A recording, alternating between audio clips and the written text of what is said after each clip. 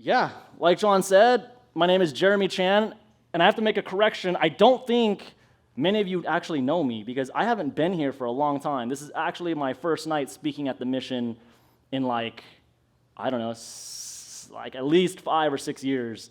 So y'all are new to me except from camp when I saw you this past year, and this maybe in the halls at church. So I thought this would be a great opportunity for you to get to know me and for me to tell you a little bit about myself, especially since I'm the new junior high pastor, like John said.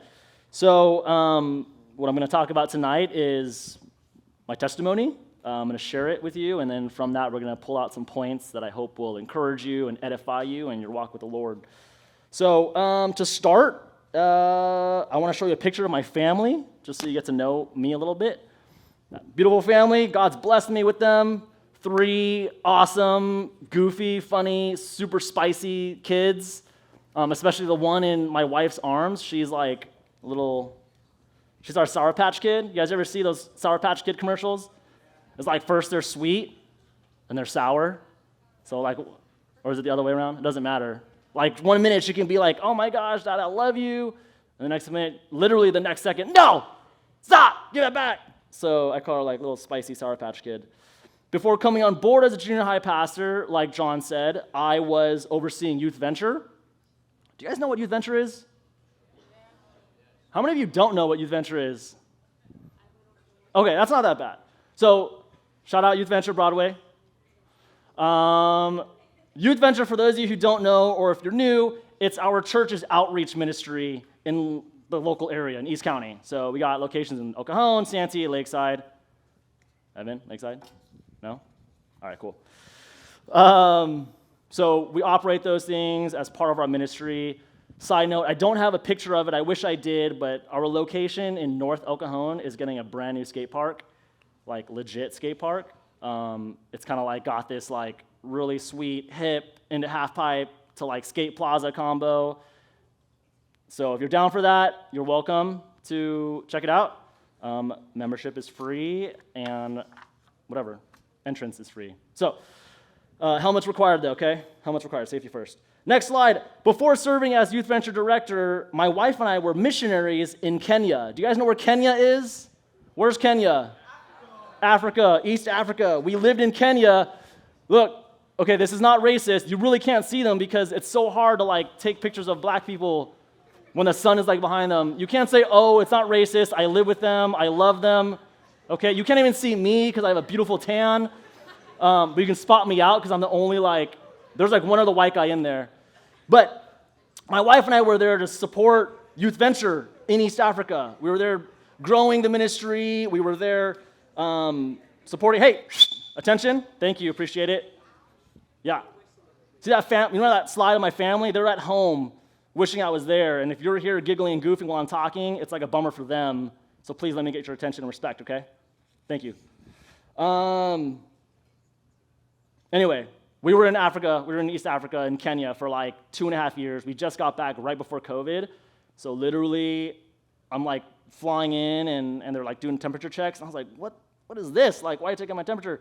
So we were there in Kenya for 2.5 years. We've been back for almost over 2 years now. It's crazy. It doesn't feel that long. But we were there supporting Youth Venture.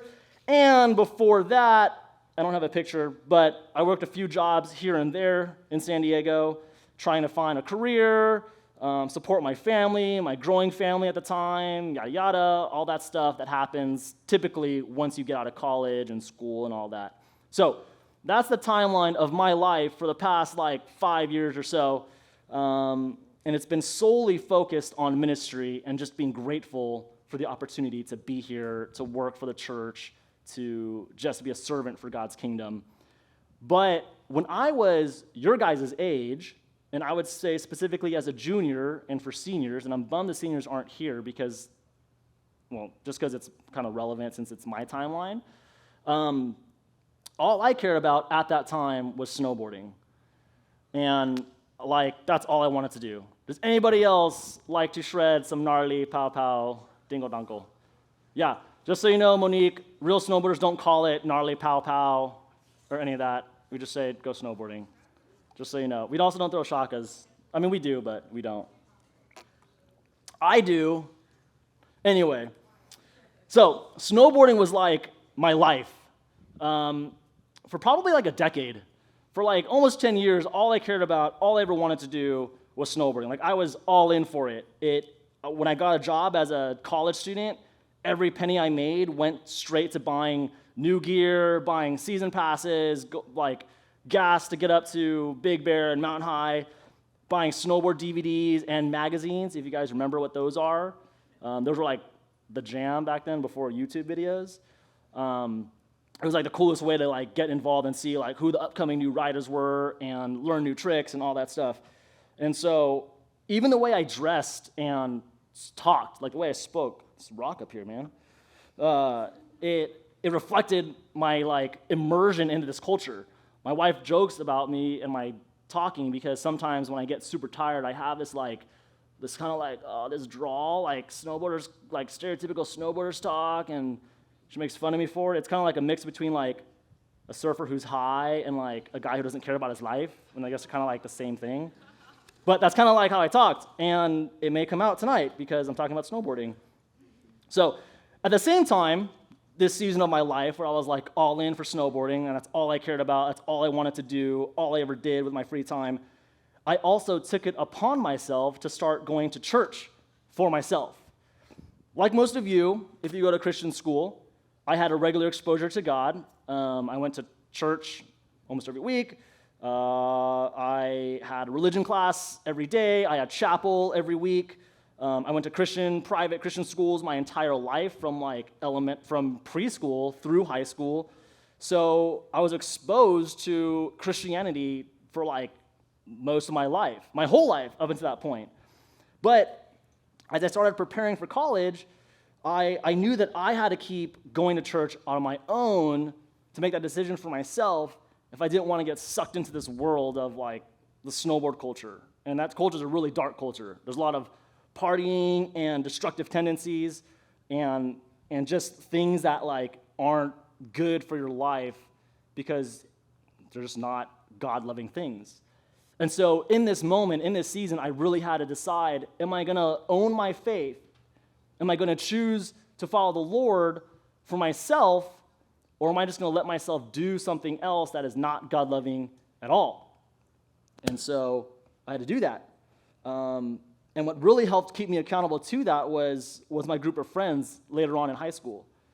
We kind of made it like our thing to go to a church evening service after like a day at the beach or after a day of snowboarding. So it kind of worked out where we had like a church nearby that had an evening service. And this is kind of where my testimony kicks off, because I didn't have like an episode in my life where I was living like this depraved lifestyle of like sin, like egregious sin, where I was like partying, drinking, all this stuff. Even snowboarding, like I didn't really get into that scene, and I'll get into that in a little bit. But because I was generally a good kid, got good grades, I didn't have this story, this like overnight testimony of one night I wasn't following God, and then bam, all of a sudden, oh, I love God, I need Jesus, and I'm going to start following him. My testimony is kind of like this gradual progression of events, and this is kind of part of that. And so at this time, as I'm like getting into snowboarding and deciding I need to go to church for myself, my life starts to be split into two different paths. And so as I went through college, I snowboarded a lot more, and eventually, quickly, I decided it was an industry that I wanted to pursue for a career. I wanted to work in the snowboard industry. I wanted to be around all these pro athletes, get all this free gear, go to all these events, and do all that stuff. It was all that I cared about. So I got jobs at companies like X Games. I worked X Games for a couple of summers. I worked at Fuel TV. Have you heard of Fuel TV? You've heard of Fuel TV? Fuel TV was like YouTube, like videos before YouTube, but it was all action sports, all like surf, snow, skate, BMX, all this stuff. I think they have an online thing now. It doesn't matter. You guys don't know what it is. But I worked with these companies that had this huge clientele base of action sports companies and athletes. And so I got to go to these snowboarding and surfing events. And these years were like the peak of the industry, meaning like it was when most money was there in the industry. It was like before this housing bubble thing. If you guys ever heard of the housing bubble in 2008? This was before that. And so there was like a lot of money floating around. And so these big companies, like whatever, all these surf brands and companies, all that, they had all this money, right, to throw at parties, to throw at events, to throw at athletes. Travis Pastrana threw the first double backflip in motocross freestyle. Tony Hawk was winning every X Games gold medal for skate halfpipe, stuff like that. It was like the biggest party in the world was happening during this time because there was so much money and involvement. And so earlier I had said like I wasn't really into partying. So speaking of that, and this is kind of a neat thing. So speaking of partying, I tried to join the ski and snowboard club in my college, and it was kind of a weird thing because they had you go to this they had you apply, and then you had to go to this party as like a sort of social what do I call it? Where's it in here? Like a social interview. Meaning, like, you had to go to this party to see if you were basically cool enough to, like, join their team, to join their club. And I thought, that was kind of lame, and I don't party, so it'd be, like, really awkward for me to be there. I don't know anybody there. I don't want to put myself in that position. So I didn't go. And therefore, I didn't make the team. And I thought, dude, I bet I can out-rip these guys, like, any day on the hill. Except for one dude, Chuck Evans. He's really good. He's still, like, really, really good. Anyway, so I'm pretty sure, though, like my decision not to go and not to be involved was like God's way, the Holy Spirit's way from keeping me from something that could have taken me away from the greater things of my life, the things that I'll talk about in a little bit. But I feel like I just had this inkling in me, like this isn't what I want. This isn't what I want to be a part of. It's not what I want to do, even if it's like kind of part of this like immersive culture that I want to be a part of. There's some aspect that I don't want to be a part of. And I think the Lord was using that to say, dude, this is not what I have for you. FYI, God doesn't ever call me dude. That just came out. That's how I talk. So, all right, you guys still with me? No? That was like a really lukewarm, like, that's what that sounded like. I'm just going to say yes, because I have to be here anyway, and you have to hear me. So, all right.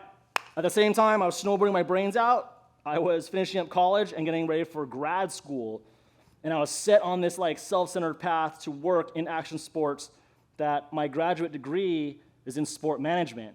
Because at the time I thought, oh, I'm going to be smarter than everybody in the industry. While they're all like smoking weed, getting high, and drinking, I'm going to like make hundreds of thousands of dollars exploiting your talent and your company. And so I got a job working for Red Bull at that time. Red Bull, energy drink company, obviously, and if you didn't know, they also sponsor a ton of athletes in different sport disciplines, from like NASCAR to golf, which is really interesting, to online gaming, like esports. So it was like this really cool intro to this industry that I thought, dude, I can get connected with this. And so I thought, dude, I'm set working in this industry. And then, it's kind of crazy because every time like I got involved in like some worldly secular thing, there was always something that God was doing in the supernatural, in the spiritual at the same time, right? I said that in the beginning when I was into snowboarding. I got into going to like church with my friends. When I wanted to try to get deeper in snowboarding, the Lord was leading me away from some aspect of that. Now, in like looking for a career, it's the same thing. When I started working at Red Bull, my friend told me about a Christian snowboard camp in Mammoth. Who knows where Mammoth is? Who's heard of it? Okay. Mammoth is like best snowboarding terrain in North America, I would say. Better than Colorado, better than Utah, like beautiful. So I thought, dude, can this get any better? Like I'm starting to go to church more, I'm starting to like own my own faith, and I can snowboard doing it. Like I didn't even think that was a thing, like a possibility. So I was like, heck yeah, I'm gonna keep volunteering for this like youth camp. But what really sold me on the beauty of Mammoth wasn't the snowboarding, wasn't like the crystal clear lakes or the best like hiking terrain. It was during a worship night at a volunteer meeting I had, a volunteer meeting for this youth camp. At this meeting, I remember singing How He Loves, like the sloppy wet kiss version. And when I was singing that, like I just felt this like overwhelming love and gratitude for the Lord and for Jesus' sacrifice. Like I never felt it before. I've never, literally never experienced anything like that before. This whole time, up until then, it was like worshiping hands in pocket kind of thing. Like, that's what I was doing. And so as I'm singing and like singing this song that I had barely just learned, I start ugly crying, right? So like tears like bursting through my eyes, snot like from my nose into my mouth as I'm singing. It's like that bad ugly crying. And I didn't know why. I didn't know what was going on in that moment. I just knew like I was overwhelmed with this love. And so from that point on, I knew that that camp in particular as a mission and Mammoth as a location were very special and very important to me because that's where I felt like the Lord was. And so every free moment I had, every vacation day I had available from work, I was up there. I became really good friends with the staff. The directors of the camp became my spiritual parents. And I eventually found myself desiring to be there more than even being at home. And like I said, if this was the place where I experienced the Lord and his goodness, I wanted to be there. I didn't want to be anywhere else. I wanted to be where God was. And no, like, that feeling was never apparent anywhere in my, like, snowboarding career. By career, I don't mean like I went pro or anything like that. I just mean snowboarding for a lot. So what did I end up doing after that moment, after this experience with the Lord that I've never had before, like after I dried off the ugly crying? What did I do? Rhetorical question. I quit Red Bull. I gave up this opportunity for like, the opportunity for this idyllic, this seemingly idyllic lifestyle and this career to only make a couple $100 a month, maybe, still getting to snowboard a ton, all in the name of ministry. And that means that I quit Red Bull and decided to work full-time at this youth camp, essentially getting paid like an intern. And so I kind of threw away all this stuff. I actually didn't throw it away. I threw it away. I gave it up. I chose not to pursue that any further. And when I went and told my boss at Red Bull what I was doing, she was like, oh, okay. Well, I mean, we were going to promote you. Like, we were going to move you on up and give you more responsibility and more opportunity and take care of, like, these sponsorship requests that came in, kind of be a sponsorship coordinator for Red Bull.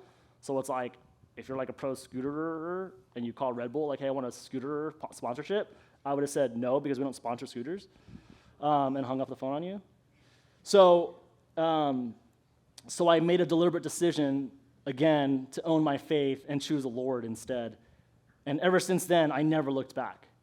That was like the turning point for me in my life, in my career, spiritually, secularly, to no longer be all in for snowboarding, but to be all in for the Lord. And ever since I made that commitment to serve the Lord with my time and my energy and my life, literally like my whole life, he's provided for me in miraculous and powerful ways, as well as opened the door for more opportunity and blessing, like meeting my wife and having a family and being here and finding this church and being surrounded by God-fearing leaders. And it's kind of been like that ever since I moved from Mammoth.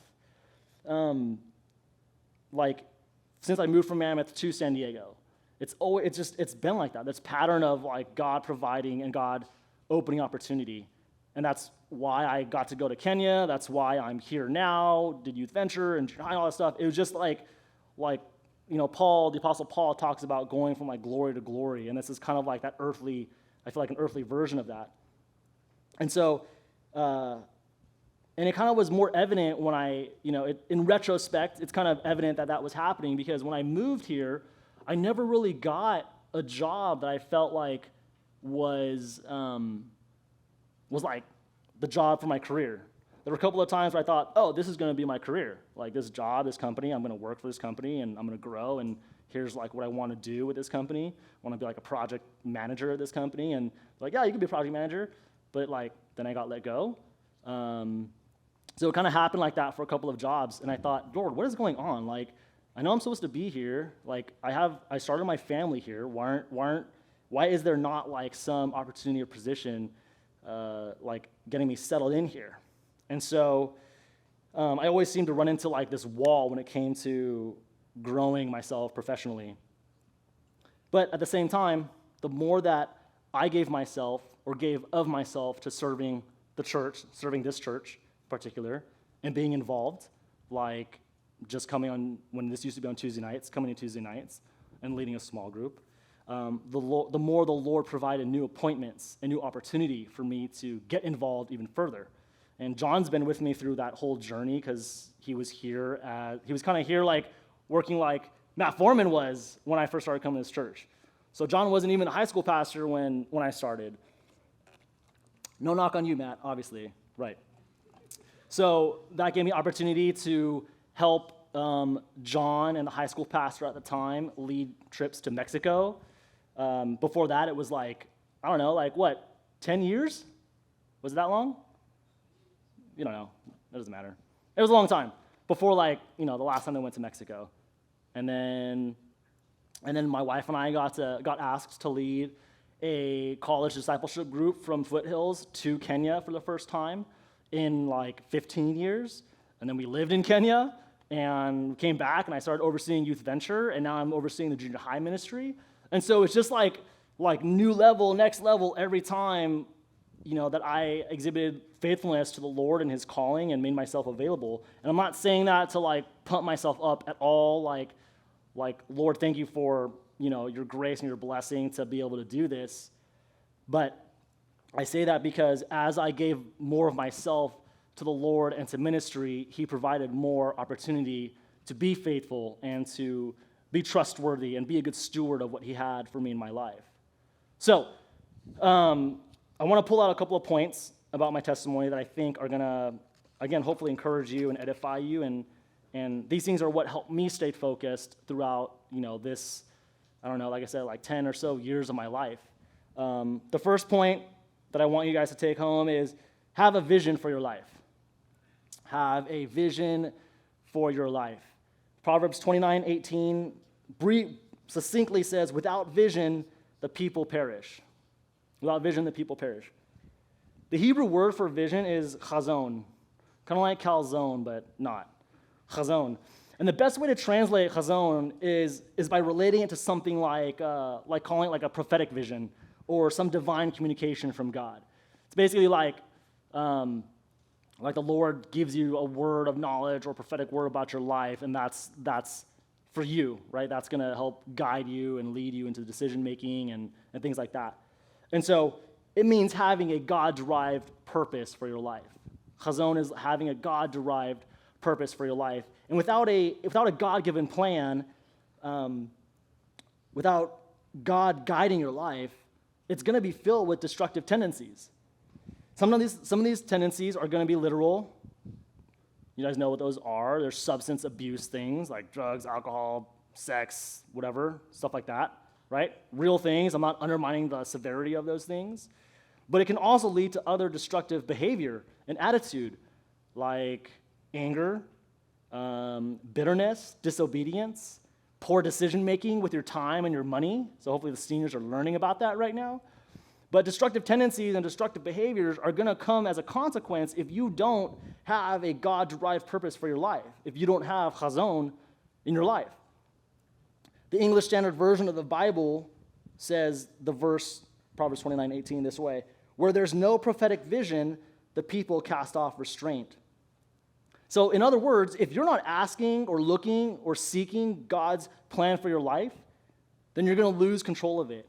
You're going to cast off restraint. Throughout high school, I didn't have chazon for my life. I did what I wanted to do, what I needed to do, or I did just what I needed to do, which was get good grades, go to the next level of education, so on and so forth. And then when I started volunteering and making decisions for myself, I began to see that purpose for my life. When I started to own my faith and choose the Lord, I began to have that vision and purpose for my life. The second point is surround yourself with people who will champion God's vision in you. So surround yourself with people, with Christian friends that are going to encourage that chazon in your life. Daniel 1:8 and Daniel 1:17 says this, but Daniel made up his mind that he would not defile himself with the king's choice food or with the wine which he drank. As for these four youth, Daniel and his friends, Shadrach, Meshach, and Abednego, God gave them knowledge and intelligence in every branch of literature and wisdom. Daniel even understood all kinds of visions and dreams. So Daniel and his 4 friends, Shadrach, Meshach, and Abednego, they committed themselves to honoring the Lord, despite the consequence of that, despite knowing we can be killed for this. And so for their defiance, if you know just Sunday school stories, Shadrach, Meshach, and Abednego were thrown into a literal fire pit, right? This blazing fire where you couldn't even go near it because you would get singed in your eyebrows. And then Daniel, as you know, was thrown into a lion's den because they committed this illegal behavior.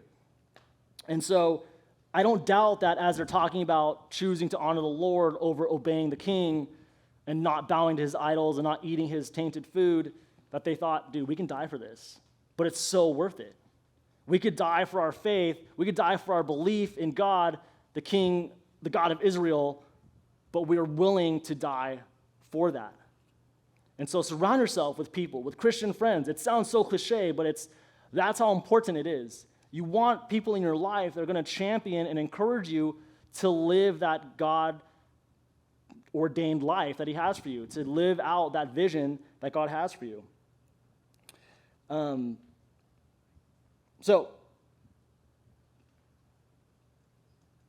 the last point I want to make that's encouraged me with my walk with the Lord is a simple command, and that's worship the Lord. Worship the Lord. Romans 12:1 says, "Therefore I urge you, brethren, by the mercies of God, to present your bodies as a living and holy sacrifice acceptable to God, which is your spiritual service of worship." A lot of times when we think of worship, we think, okay, music, band, come on up, do your thing, lift your hands up, do a foot long, or, the foot long stance. You know that joke? It's a bad joke. I didn't deliver it very well. But worship and spiritual sacrifice does not just mean singing songs. It means your actual body. A living sacrifice is your life. And so what you do with your life, with your resources, with your time, your money, your energy, how do you use those things can be a spiritual act of service. My wife and I never made a lot of money to give extra offerings or anything like that, but we certainly had a lot of time and energy, and that's why we always went on these trips and did small groups and all that stuff. And again, because we were faithful in worshiping him with those things and with our life, he only provided more blessing, grace, and opportunity to continue serving him at a greater level. So, as the band that sings worship songs comes up, not just a worship band, I'm inviting the worship band back up. I want you to ask yourselves a few questions to think about all that I shared. What vision do you have for your life? Is it one that focuses on glorifying God, or is it self-serving? Are you choosing to own your faith and make decisions that align with that choice, or are you still choosing to do things for yourself because it's fun, it's what makes sense, it's easy, it's safe? If you're thinking about juniors, this would apply for seniors, but juniors, if you're thinking about college and career, are you thinking about jobs that are going to make you rich just to have money? Or are you thinking about generating wealth and income so that you can give it back to the Lord? And who are you hanging out with? Super simple question. Are these people you're hanging out with encourage you in your walk with the Lord? Literally, are they calling you out on your sin? Are they encouraging you to come tonight? Are they encouraging you to go on Sunday? Are they encouraging you to go to small group? Or oh, don't worry, dude, let's just hang out. We can always go next week. Are they life-building relationships, or are they causing you to perish, to lose restraint, to cast off restraint? And lastly, is your life, your whole life, the things you do, the things you say, and what you're involved with, is it something that's worthy to be called a sacrifice to God? Will God be proud of the life that you're living?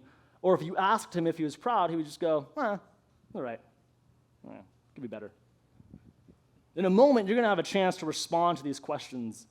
And I pray that you have soaked them in. But right now, as we sing this song and we praise the Lord and honor him, I really encourage you to use this time to reflect on your life now and think about where it's going. Think about the decisions you're making, if you have chazon in your life, and what you want to do with it. Think about how you can own your own faith and live for the Lord. Let's worship.